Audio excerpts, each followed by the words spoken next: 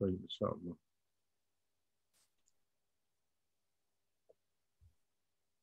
بسم الله الرحمن الرحيم. الحمد لله رب العالمين، نحمده ونستعينه ونستغفره ونعوذ بالله من شرور أنفسنا ومن سيئات أعمالنا، وصلى الله وسلم على سيدنا محمد وعلى آله وأصحابه أجمعين. أما بعد، أيها الإخوة المؤمنون، السلام عليكم ورحمة الله تعالى وبركاته. وأسأل الله عز وجل أن يبارك لنا في شهر رمضان، يبارك لنا فيما مضى من أيامه، وأن يبارك لنا فيما بقي من هذه الأيام الكريمة. Amen. Allah subhanahu wa ta'ala nous donne, Inch'Allah, une baraka dans ce mois béni et qui nous facilite le jeûne de ces jours qui nous restent de ce mois qui passe très vite. Qu'Allah subhanahu wa ta'ala agrée nos prières, notre jeûne, nos invocations, et qu'il fasse qu'on soit parmi les affranchis de l'enfer pendant ce mois béni.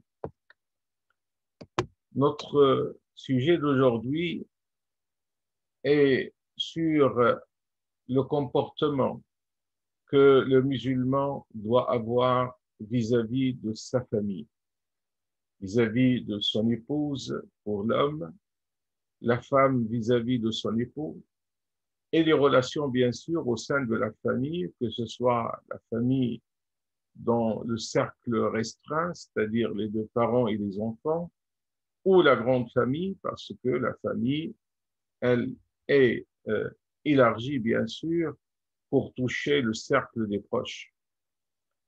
Ce sujet paraît un sujet qui n'a pas de relation avec le jeûne, alors que pendant ce mois, le mois de Ramadan, généralement, les sujets d'intervention sont toujours relatifs au mois de Ramadan, au jeûne, à ses mérites, à ses finalités, à ses règles, etc. Mais en réalité, si on essaie de bien réfléchir sur ce sujet-là, nous allons trouver qu'il a certainement un lien avec le jeûne. لا شك أن هناك علاقة بين هذا الموضوع، موضوع حسن المعاشرة بين الأهل وبين الزوج وزوجته والزوجة وزوجها ومع الأولاد والأقارب وذوي الأرحام وبين الصيام. La relation est très importante car nous savons tous que parmi les finalités du jeûne, il y a la finalité morale, c'est-à-dire l'islam, lorsqu'il a prescrit le jeûne, entre autres, le jeûne est une école qui vient nous apprendre beaucoup de qualités. Et la qualité morale ou les qualités morales font partie des finalités de ce jeûne. Et ça, nous le retrouvons bien sûr dans plusieurs textes, tels que le hadith du prophète sallallahu alayhi wa sallam qui nous dit « As-siyamu junnah, فإذا كان صوم يوم أحدكم فلا يرفث ولا يسخب وإن سابه أحد أو قاتله فليقل إني صائم أو كما قال صلى الله عليه وسلم. En fait, il nous dit le jeûne est une protection. Ici, le mot protection, c'est un mot absolu qui peut signifier toutes les sortes de protection. Mais il est un peu expliqué par le reste du hadith lorsqu'il dit lorsque le jeune il jeûne, il doit s'éloigner de toute mauvaise parole, de tout comportement immoral. Et même s'il est agressé par d'autres, il ne doit pas réagir de la même façon. Voici cette dimension morale que le prophète également rappelle dans un autre hadith lorsqu'il dit « من لم يدع قول الزور والعمل به فليس لله حاجة في أن يدع طعامه وشرابه. » Celui qui n'évite pas le faux témoignage et le fait de le suivre, il dit Allah subhanahu wa ta'ala n'a pas besoin qu'il laisse de côté sa boisson et sa nourriture. C'est-à-dire, il n'a pas compris malheureusement l'enseignement du jeûne qu'il doit chercher, et ici, cet enseignement, c'est un enseignement qui touche la morale. Je rappelle également un autre hadith du prophète sallallahu alayhi wa sallam, où alayhi salatu wa sallam, il dit Et là, il y a un lien, en fait, entre l'akhlaq et as-sawm, entre la morale et le jeûne.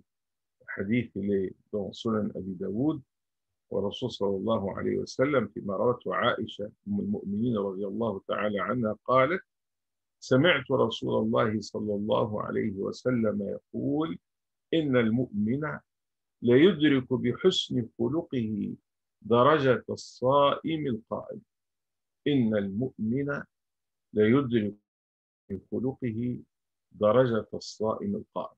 Ce hadith magnifique, hein, et doit être bien médité. Il dit le croyant, al-mu'min, il peut atteindre avec sa bonne moralité le degré du jeûneur, le degré de prieur qui fait la prière nocturne.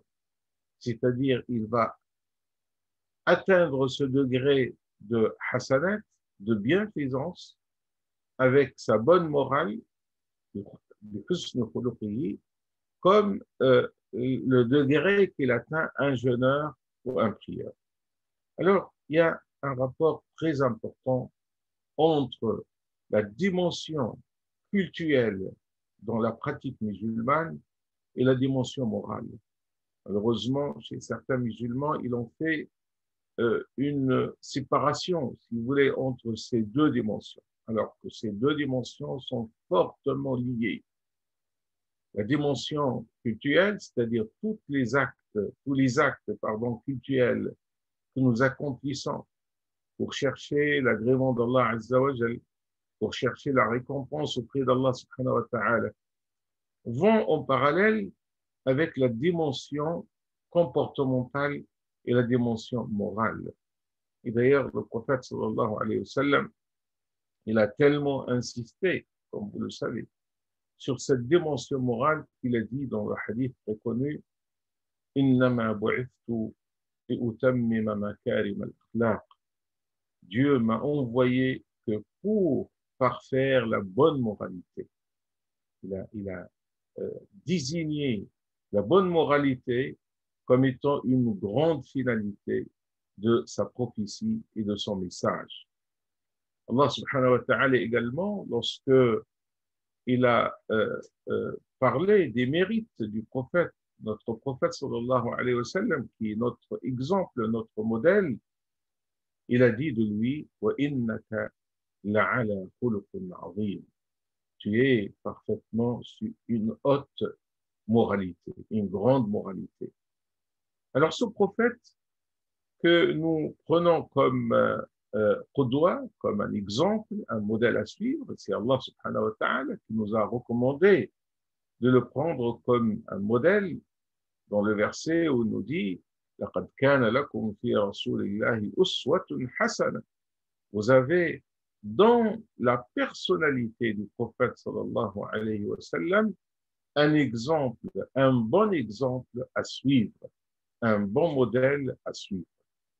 Et là, j'attire l'attention dans ce verset que nous connaissons, que souvent cité, pour argumenter la recommandation de suivre le prophète comme modèle. Le verset nous dit لَقَدْ كَانَ لَكُمْ فِي رَسُولِ اللَّهِ Vous avez dans la personnalité du prophète sallallahu alayhi wa sallam. Ça veut dire que l'iqtida, c'est-à-dire le fait de prendre le prophète comme exemple et comme modèle, ne doit pas se limiter à quelques actes du prophète ou quelques ahkam, quelques prescriptions, recommandations de la sunna. Mais il doit englober l'ensemble de la personnalité du prophète sallallahu alayhi wa sallam. Et Rasul sallallahu alayhi wa sallam, grâce à ses compagnons, grâce à ses épouses, et notamment Aïcha radiallahu anha, qui fait partie des 7 les plus grands rapporteurs du hadith, nous ont rapporté tout sur la vie du prophète sallallahu alayhi wa sallam. Alors nous connaissons ses règles de vie, que ce soit dans le domaine cultuel, dans ses prières, ses invocations, son jeûne, son pèlerinage, ses relations avec ses proches, ses relations avec ses voisins, avec les autres, tous ces caractères morale également, sa générosité, sa miséricorde, sa véracité, tout ça, nous le connaissons en détail. Et d'ailleurs, les savants, ils ont beaucoup travaillé sur cette dimension, puisque le prophète était décrit par le Coran comme étant un homme de grande moralité. Ils ont travaillé sur ce qu'ils ont appelé Al-Shama' al-Muhammadiyya.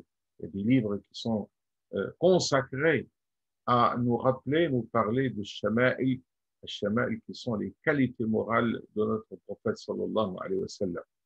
Car souvent, nous donnons de l'importance dans l'étude de la sira, c'est-à-dire de la vie du prophète sallallahu alayhi wa sallam, à tout ce qui est événement, tout ce qui est chronologie de la vie du prophète, bien sûr, ce qui est important, mais on oublie justement de lire également ces livres qui nous parlent de Ash-Shama'il, tel que le livre de l'imam al-Tirmidhi, rahimahullah. Il a un livre qui s'intitule Ash-Shama'il al-Muhammadiyya, c'est-à-dire c'est les qualités comportementales, morales de notre prophète sallallahu alayhi wa sallam. Alors, c'est pour cette raison que nous voulons parler justement de ce hadith, en fait, le titre de notre intervention, Khayrukum, Khayrukum li ahli, wa ana khayrukum li ahli. Le hadith où le prophète sallallahu alayhi wa sallam, d'ailleurs ce hadith, il est rapporté par Aïcha radiallahu anha, et qui est le mieux placé que Aïcha radiallahu anha, l'épouse du prophète sallallahu alayhi wa sallam, pour nous parler de ses relations avec son épouse. Alors elle dit à Aïcha, قالت قال رسول الله صلى الله عليه وسلم خيركم خيركم لأهله وأنا خيركم لأهلي. Le meilleur parmi vous est celui qui est meilleur pour sa famille, pour ses siens. Et moi, je suis le meilleur pour ma famille. Alors ce hadith, qui est très court, mais qui est très significatif, tout d'abord, il parle de al-khayriyya, khayrukum, le meilleur parmi vous. Et le prophète sallallahu alayhi wa sallam nous recommande souvent avec cette formule des qualités pour que le croyant essaie toujours d'aller le plus loin possible, de chercher l'excellence. Parce que al-khayriyya, en fin de compte, c'est l'excellence, le meilleur, l'excellent. Khayrukum. Allah subhanahu wa ta'ala nous dit dans Sourate Al-Mulk, هو الذي خلق الموت والحياة ليبلوكم أيكم أحسن عملا. C'est-à-dire, Dieu nous a éprouvés pour voir qui de nous sera meilleur dans l'œuvre, dans l'action. C'est-à-dire, le croyant, il sait toujours de chercher le degré le plus haut pour mériter, Inch'Allah, auprès de Dieu, proximité et grande récompense. Alors, khayrukum, c'est al-khayri, l'excellence. Et ça, c'est déjà une recommandation pour chacun de nous, pour qu'il essaie d'aller le plus loin possible dans tout ce qui nous rapproche d'Allah subhanahu wa ta'ala. Khayrukum, le meilleur parmi vous, khayrukum li'ah. Et le meilleur est le bienfaisant vis-à-vis de sa famille. Et là, on voit bien que le prophète, il nous désigne cette voie d'excellence de bienfaisance. Nous avons un autre hadith également qui commence par khayrukum, khayrukum man ta'allama al-Qur'ana wa 'allama. Le meilleur parmi vous, c'est celui qui a appris le Coran et qui l'a appris aux autres. Là, c'est une voie d'excellence. Mais aussi, là, c'est une autre voie d'excellence. Et comme j'ai dit tout à l'heure, si on essaie de rassembler entre les deux hadiths, nous allons trouver une voie d'excellence qui insiste sur le côté cultuel, sur le côté pratique dans le sens cultuel et religieux purement, et nous avons trouvé une autre voie qui est la voie morale, également qui est une voie d'excellence. Et le croyant doit toujours établir cet équilibre entre les deux, parce que ça n'a pas de sens d'être excellent et de chercher l'excellence dans tout ce qui est adoration, dans tout ce qui est acte d'adoration, mais aussi être défaillant au niveau de notre comportement. Ici, j'ai voulu aujourd'hui qu'on traite de ce sujet très rapidement. C'est par rapport à son importance tout d'abord, comme je viens de le dire, mais deuxièmement, que dans notre réalité, malheureusement, nous avons quand même aujourd'hui des difficultés. Là, je parle des musulmans, je parle même des pratiquants qui rencontrent parfois des difficultés au niveau de leurs relations familiales, et notamment les relations entre les époux. Parce que soit on néglige malheureusement cette relation et on ne la donne pas la place qu'elle mérite. Khayrukum khayrukum li ahli, comme l'a dit le prophète. Et moi, wa ana khayrukum li ahli. Et le prophète en plus, il rajoute que moi, je vous ai donné déjà l'exemple. Je suis le meilleur vis-à-vis de ma famille, de mon épouse, et je vous donne l'exemple pour que vous suiviez cet exemple-là. Alors, al-hadith, le fait d'évoquer cette relation morale de bienfaisance que nous devons avoir vis-à-vis du conjoint, parce que la relation, elle doit commencer dans ce cercle restreint. Lorsqu'il dit khayrukum khayrukum li ahli wa ana khayrukum li ahli, ça veut dire que la bienfaisance, elle doit s'exprimer tout d'abord au sein de la famille, avant qu'elle s'exprime au-delà. Parce que malheureusement aussi, on trouve parfois une contradiction dans le comportement de certains qui sont si calmes, bienfaisants, bien doux lorsqu'il s'agit de se comporter avec les autres, mais lorsqu'ils sont avec leur famille, malheureusement, ils vont pas avoir le même comportement. C'est tout à fait quelque chose d'inacceptable parce que al-khayriya, l'excellence, la bienfaisance, elle doit s'exprimer au niveau restreint, au niveau de la famille, et après, elle s'exprime aussi dans les autres niveaux. Et c'est tout à fait normal. Lorsque quelqu'un il est bon avec ceux qui sont les plus proches de lui, il va être bon également avec les autres. إذن هذه الخيرية لابد أن تنطلق في العلاقة الزوجية. Et le point de départ, c'est la bonne relation entre les deux conjoints. Parce que c'est de là qui va se fonder le reste des relations dans le cadre de toute la famille. Hein. Parfois, on a des difficultés, par exemple, dans les relations avec les enfants. Mais si on revient, on va trouver peut-être les difficultés ont déjà commencé entre les deux conjoints. Les deux conjoints doivent fonder une relation solide sur des bases solides qui va leur permettre après de pouvoir évoluer ensemble pour construire une famille équilibrée, une famille où il y a la bienfaisance, où il y a toutes ces valeurs morales qui règnent. Comment arriver à cette bienfaisance, à cette khayri, à cette excellence dans les relations? Je vais citer trois points ou trois moyens, si vous voulez, trois voies, trois clés de réussite qui vont nous amener, Inch'Allah, à être à la hauteur de ce que notre prophète, sallallahu alayhi wa sallam, nous a recommandé. La première des choses, ça revient tout d'abord à cet état d'esprit que chacun doit avoir de l'autre, parce que la relation c'est entre les deux, il y a l'homme et la femme, et chacun d'eux est appelé à une relation qui part d'un état d'esprit que chacun il doit se libérer de son individualisme pour essayer de prendre en compte la réalité de l'autre, l'état d'esprit de l'autre, l'intérieur de l'autre.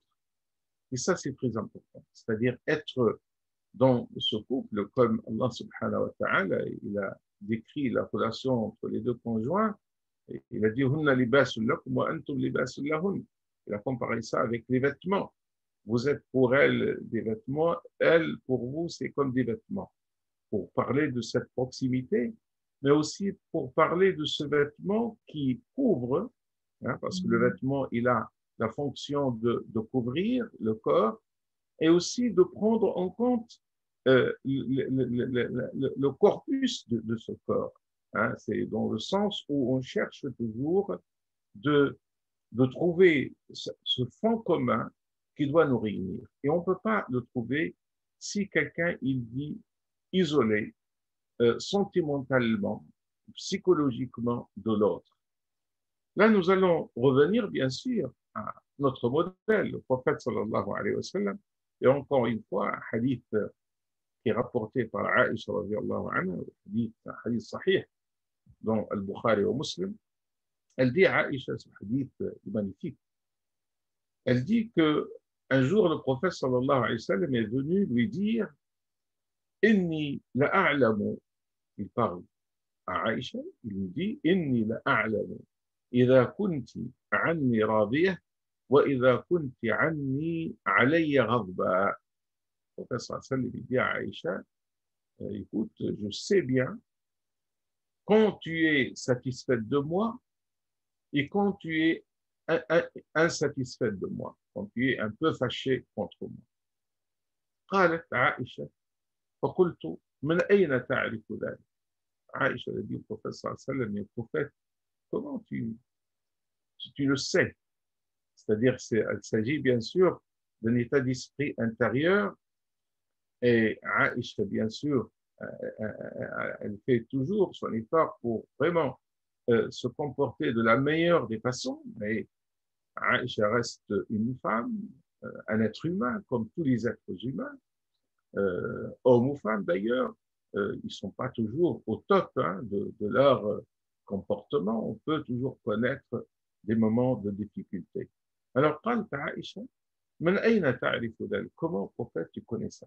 فقال النبي صلى الله عليه وسلم أما إذا كنت عني راضية فتقولين لا ورب محمد وإذا كنت علي غضبا قلت لا ورب إبراهيم. Et le prophète, il a un indice. Il dit, moi, j'ai deux indices. Si tu es satisfaite de moi, tu dis, là est le Seigneur de Mohammed. Hein? Tu parles du Seigneur de Mohammed. Tu évoques mon nom en parlant d'Allah Azza wa Jal. Et si tu es insatisfaite de moi, tu vas dire, là wa Rabbi Ibrahim, non, est le Seigneur de Ibrahim. Le prophète d'Allah subhanahu wa ta'ala Ibrahim, c'est comme elle veut éviter de prononcer son nom lorsqu'elle n'est pas satisfaite du prophète alayhi salam ou lorsqu'elle est dans une situation où elle est fâchée. Alors, il a donné ces deux indices. فقالت عائشة, elle a répondu, قلت أجل, oui prophète. C'est vrai, c'est-à-dire ce que vous avez dit. Parfois, effectivement, je suis satisfaite. Je dis là wa Rabbi Muhammad. Ici, je ne suis pas vraiment satisfaite. Je dis là wa Rabbi Ibrahim. ولكن ماذا قالت عائشة؟ قالت والله يا رسول الله ما أهجر إلا اسمك. Même dans ce cas où je ne suis pas satisfaite, je suis un peu fâché, et je dis là wa Rabbi Ibrahim. En fait, je ne fais que éviter ton nom, c'est-à-dire je garde toujours dans mon cœur cet amour et ce respect pour vous, prophète, qui est bien sûr son mari, son conjoint. Et là, ce hadith magnifique, deux enseignements essentiels. Tout d'abord, cette approche du prophète sallallahu alayhi wa sallam, cette considération qui va essayer de savoir un petit peu quel est l'état d'esprit de son épouse. C'est cette sensibilité contre l'indifférence. C'est pas quelqu'un qui vit dans son monde isolé.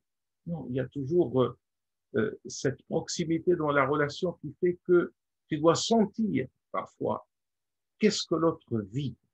C'est très important. Qu'est-ce que l'autre vit? Et ça vient de l'époux vis-à-vis de son épouse, et ça vient également de l'épouse vis-à-vis de son mari. Vivre ce que l'autre vit, c'est très important. Et c'est ça ce que le prophète est venu nous apprendre, et c'est pour cette raison qu'Aïcha radiallahu anha nous rapporte justement ce hadith. Mais aussi de la part de Aïcha, elle dit, même si je suis dans un état d'insatisfaction, je n'évite que ton nom, mais au fond de moi-même, je garde toujours cet amour, je garde toujours ce respect profond vis-à-vis de toi. Et ça nous rappelle bien sûr la base de la relation entre les époux, dans ce que le Coran vient de nous dire dans un magnifique verset.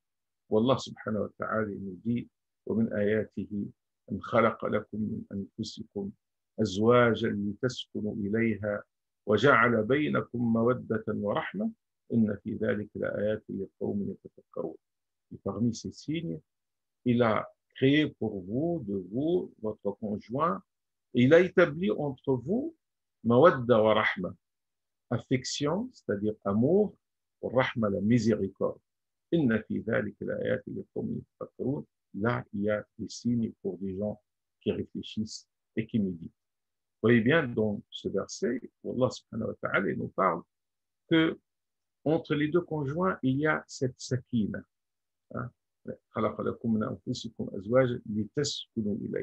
Afin de vous trouver, j'ai oublié de traduire cette partie justement du verset, vous trouvez auprès d'eux, auprès d'elle, as-sakina qui veut dire la sérénité, l'apaisement. Combien nous avons besoin dans notre vie de cette sérénité, de cet apaisement qu'il faut trouver.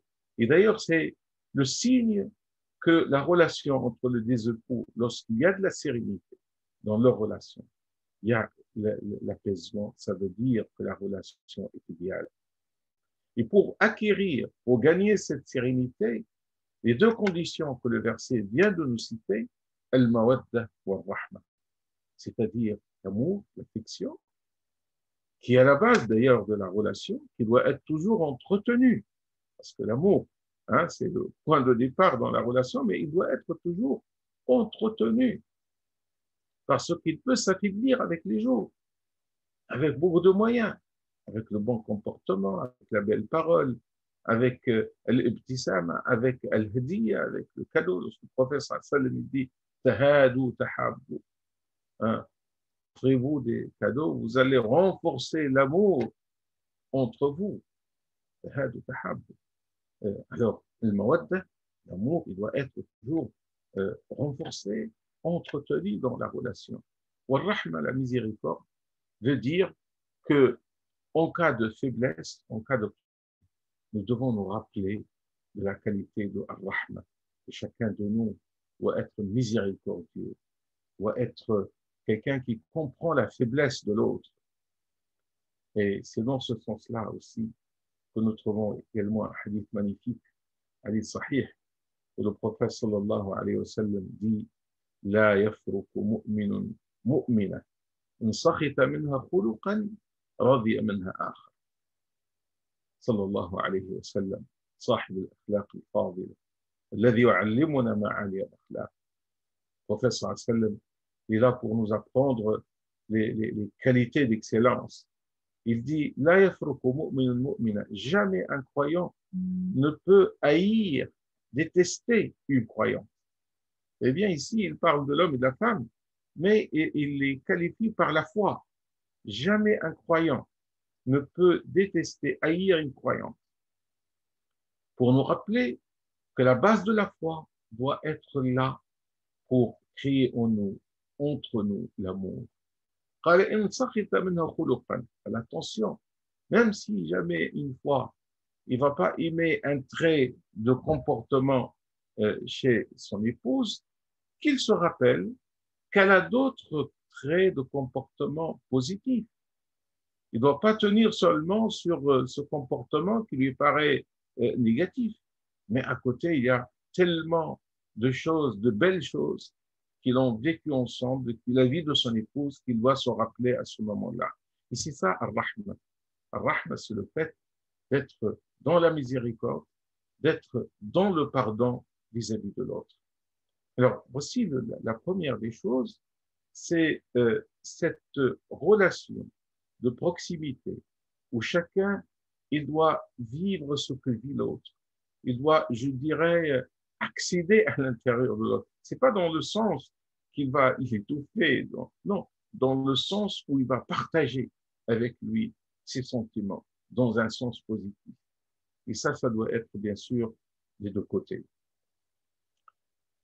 Voici la première voie, si vous voulez, pour accéder à cette excellence dans les relations au sein de la famille et notamment entre les deux conjoints.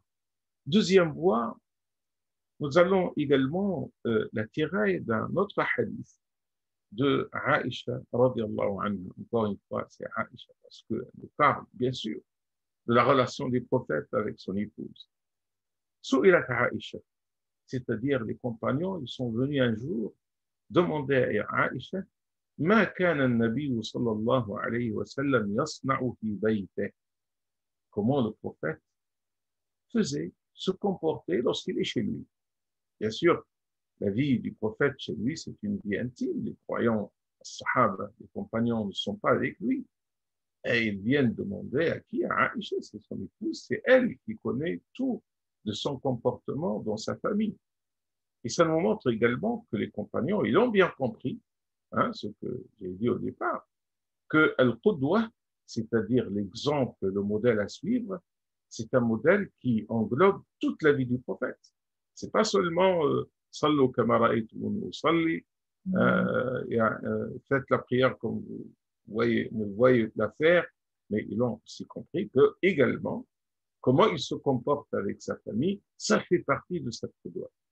Alors, qu'est-ce qu'elle a répondu à Aïcha à cette question des compagnons qui viennent lui demander ما كان النبي صلى الله عليه وسلم يصنع في بيته. Qu'est-ce que le prophète faisait, comment il se comportait lorsqu'il est chez lui. قالت عائشة. Elle a donné une réponse très courte, très résumée, mais très significative. قالت كان يكون في مهنة أهله. كان يكون في مهنة أهله. Lorsqu'il est chez lui, il est toujours au service de sa famille. MashaAllah. صلى الله عليه وسلم قدوتنا وأسوتنا نسأل الله تعالى أن نكون من المقتدين به المستنين بسنته. Il est au service de sa famille. Et nous trouvons dans d'autres versions du hadith, elle nous explique, elle dit فقد كان يخدم نفسه ويخيط ثوبه ويخصف نعله ويحلب شاته. Donne des exemples de ce qu'il faisait. Il assure ce dont il a besoin. Lorsque des choses qu'il peut faire pour lui-même, il le fait bien sûr. Il va réparer son vêtement lorsqu'il va réparer ses chaussures, traiter sa brebis. Il est au service de sa famille. Et là aussi, ça nous rappelle notre règle pour qu'on soit dans Al-Khayriyya, khayrukum li ahli. C'est le fait de partager la vie de la famille. C'est pas comme certains de nos frères qui rentrent chez eux et qui veulent être servis. Et si dans un temps, ils vont le passer soit devant la télé ou avec les écrans aujourd'hui de nos téléphones, qui nous prend beaucoup de temps, mais qui ne partagent pas une vie. C'est un vrai problème aujourd'hui. Il y a des familles aujourd'hui qui souffrent de ça, qui souffrent parfois de ce qu'on appelle, il faut le dire, il faut reconnaître, de cette absence du père, la démission, comme on dit parfois, du père, y compris d'ailleurs dans le suivi de ses enfants. Et ça, c'est un vrai problème que connaissent certaines familles.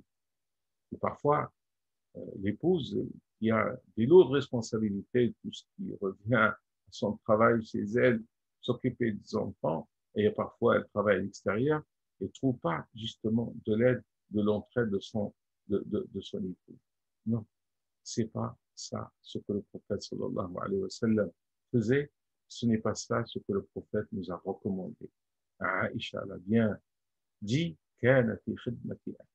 prenons ce hadith comme un principe que nous devons prendre en pratique, soit au service de ta famille, dans toute chose, y compris dans la cuisine, si tu dois aider, tu aides, dans les affaires de la maison, dans les commissions, dans ce qui, bien sûr, concerne l'éducation de nos enfants. Les deux époux sont là, ils sont prêts et ils doivent travailler ensemble pour l'intérêt général de leur famille. La troisième voie pour accéder à cette excellence dans les relations, c'est la voie de partager des moments spirituels, Et ça, c'est très important. Je dirais que ça qui va nous aider à réussir, justement, dans cette relation. Parce que la vie en famille, c'est pas une vie où on va se retrouver pour manger ensemble, dormir, et mener notre vie. Bien sûr, ça fait partie de la vie commune, familiale, qu'on partage. Mais il y a aussi cette dimension spirituelle, et notamment entre les deux époux. Et après, c'est les enfants également qui vont profiter de cette ambiance spirituelle. On doit avoir des moments qu'on partage ensemble. Et ces moments sont les moments de prière, les moments de prière en groupe, salat al-jama'a. Lorsqu'on est chez nous, on doit toujours insister, on doit toujours essayer de célébrer les prières en groupe. Les deux conjoints, l'homme et la femme, avec leurs enfants. C'est très important de vivre ces moments, de faire les invocations après ces prières, la récitation du Coran, un petit programme qu'on peut définir ensemble, hein, des jalasset, c'est-à-dire on va faire des petits cercles de rappel, de Coran. C'est très important, même une fois par semaine, si on organise une cercle avec un temps bien défini, et on vit ensemble ces moments spirituels. Aïcha radiallahu anha également nous donne l'exemple, ce que le prophète sallallahu alayhi wa sallam faisait dans ce domaine-là. C'est un hadith rapporté par l'imam Muslim. قالت عائشة كان رسول الله صلى الله عليه وسلم. Le hadith, il est en rapport avec le mois de Ramadan, notamment avec les 10 derniers jours, les 10 dernières nuits de ce mois. C'est bientôt, nous sommes aujourd'hui le 17e jour. قالت عائشة إذا دخل العشر الأواخر. تكلم عن النبي صلى الله عليه وسلم. قالت كان رسول الله صلى الله عليه وسلم إذا دخل العشر الأواخر أحيا الليل وأيقظ أهله وشد المئزر. Aïcha dit que lorsque les 10 dernières nuits de ce mois, les 10 derniers jours de ce mois arrivent, le mois de Ramadan, le prophète sallallahu alayhi wa sallam va veiller pendant la nuit, va encore donner plus de temps pour veiller la nuit dans la prière. Il va réveiller sa famille pour qu'il partage avec lui ces moments spirituels, ces bons moments. Wajad, il est dans al-jidd, l'excellence, fait un effort. وشد المئزر. وحديث آخر أيضا رواه الإمام مسلم في صحيحه عن عائشة أيضا.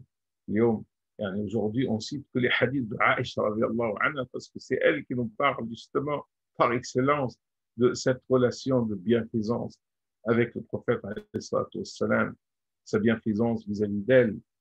وقالت عائشة كان رسول الله صلى الله عليه وسلم يصلي من الليل فإذا أوتر قال قومي فأوتري يا عائشة صلى الله عليه وسلم. Le prophète alayhi salatu wassalam, comme vous le savez, la prière de nuit était obligatoire pour lui. Salatul layl. Pour nous, c'est une prière recommandée, c'est obligatoire, et qui est hautement récompensée. D'ailleurs, essayons pendant ces jours bénis, pendant ces nuits bénies, de profiter pleinement de ce mois, et notamment le moment de As-Sahar, As-Sahour. As-Sahour, c'est en relation avec Sahar, ce petit repas qu'on prend avant Al-Fajr, c'est au moment de Sahar, c'est le dernier tiers de la nuit, qui est le moment le plus noble de la nuit, où Allah subhanahu wa ta'ala ouvre toutes ses portes devant nous. Alors, qu'est-ce qu'il faisait le prophète? Aïcha, elle dit, il se réveille, il passe de longs moments dans la prière. Vous savez, Aïcha elle-même, il dit, le prophète, il faisait tellement de prières de nuit, à tel point que ses pieds ils vont gonfler, parce que tellement il est debout dans la prière. Et elle dit, à la fin, avant le Fajr, il va me réveiller. Et il me dit, Qoumi ya Aïcha, fa'awtiri. Qoumi fa'awtiri ya Aïcha. Réveille-toi pour faire la prière de l'witr, parce que la prière de l'witr, il est recommandé qu'elle soit la dernière prière de nuit. C'est-à-dire, elle peut prier quelques raka'at et faire l'witr à la fin. Alors, c'est ce partage de ces moments spirituels, c'est quelque chose de très important qui va nous aider à chercher l'excellence. نسأل الله سبحانه وتعالى أن يوفقنا لما يحب ويرضى وأن يجعلنا من الذين يقتدون بهدي رسول الله صلى الله عليه وسلم. Que Dieu nous aide pour qu'on soit dans cet exemple prophétique, qu'on essaie de le pratiquer dans notre vie. خيركم خيركم لأهله وأنا خيركم لأهلي. Voici le hadith du prophète sallallahu alayhi wa sallam qui nous rappelle cette excellence, le meilleur parmi vous, l'excellent, et celui qui est excellent, bienfaisant vis-à-vis de sa famille. نسأل الله تعالى أن يوفقنا لما يحب ويرضى وأن يجعلنا وإياكم يستمعون القول فيتبعون أحسنه إنه سميع مجيب ولا حول ولا قوة إلا بالله العلي العظيم. نسأل الله أن يبارك لنا ولكم في أيام رمضان وأن يجعلنا من العتقاء إنه سميع مجيب والحمد لله رب العالمين. جزاك الله خير يا شيخنا الفاضل. Wallahi, c'est toujours un plaisir de vous écouter. MashaAllah, Allah yibarak Sheikhna Alik. Jazakallahu khair. Nous demandons à nos fidèles s'ils ont des questions à poser, ils ont la possibilité d'écrire, Inch'Allah, ou bien de cliquer sur l'onglet réaction pour lever la main, Inch'Allah, et on vous donnera la possibilité de poser votre question, Inch'Allah. Et s'il n'y a pas de question, on laissera le Cheikh, Inch'Allah, faire les ayat Allah. Et Inch'Allah, ça sera pour la prochaine fois. Bismillah.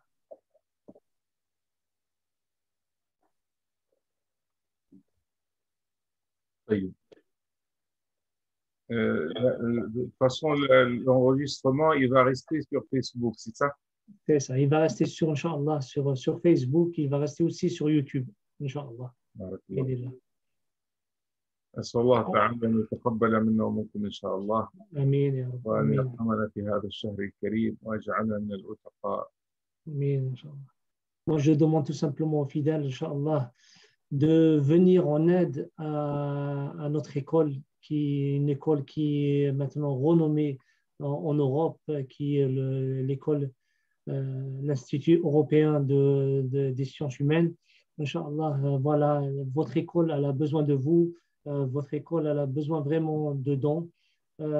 Jazakumullahu khair, si vous pouvez faire un effort, voilà, de venir en aide.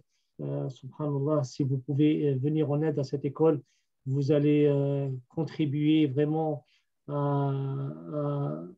au dynamisme de cette école et surtout de sortir des élèves de cette école avec un savoir pour enrichir notre communauté, Inch'Allah. Donc, n'hésitez pas, Inch'Allah, de venir vers moi pour vous donner tous les renseignements nécessaires ainsi que l'IBAN de l'école pour que vous puissiez faire un virement, Inch'Allah. Jazakumullahu khair. Sahaftokum. خلي لك le dernier mot لك يا شيخ. بارك الله فيك. بارك الله فيك. نسأل الله سبحانه وتعالى أن يوفقنا ويبارك لنا في شهر رمضان. اللهم اقسم لنا من خشيتك ما تحول به بيننا وبين معصيتك ومن طاعتك ما تبلغنا به جنتك ومن اليقين ما تهون به علينا مصائب الدنيا. اللهم متعنا بأسماعنا وأبصارنا وقواتنا ما أحييتنا واجعله الوارث منا. اللهم بارك لنا في أيام رمضان وارزقنا فيه حسن الصيام والقيام واعتق فيه رقابنا من النيران إنك سميع مجيب والحمد لله رب العالمين والسلام عليكم ورحمة الله تعالى وبركاته. وعليكم السلام ورحمة الله وبركاته شيخنا الفاضل.